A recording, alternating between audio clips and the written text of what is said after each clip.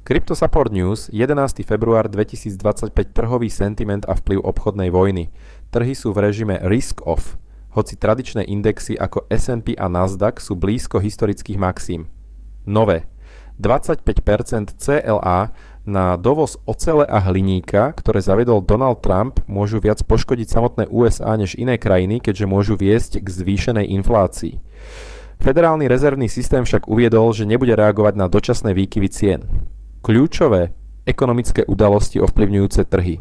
Dôležitým bodom dňa je výpoveď Jeromea Powella pred kongresom.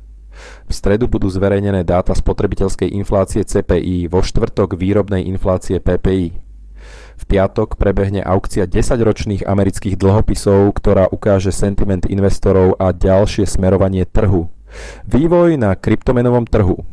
MicroStrategy pokračuje v masívnych nákupoch Bitcoinu, pričom investovalo ďalších $742 miliónov.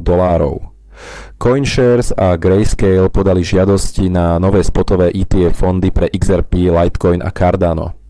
Litecoin má najvyššiu šancu na schválenie.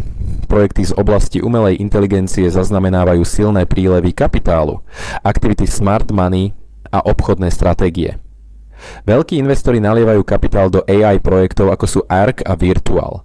Niektoré tokeny sú predmetom špekulácií, ale meme coiny ostávajú rizikové. Stablecoiny sa čoraz viac používajú na nové nákupy, čo naznačuje možný posun smerom k DeFi a on-chain obchodovaniu. Trendy v altcoinoch a investičné príležitosti. Sektor liquid stakingu ovládajú Rocket Pool a Lido, pričom Lido má najväčší podiel na trhu.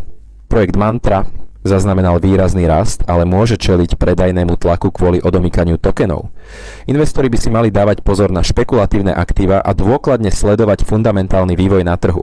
To by bolo všetko k dnešnému CryptoDrops briefingu. Ak sa vám tento prehľad páčil, dajte nám vedieť.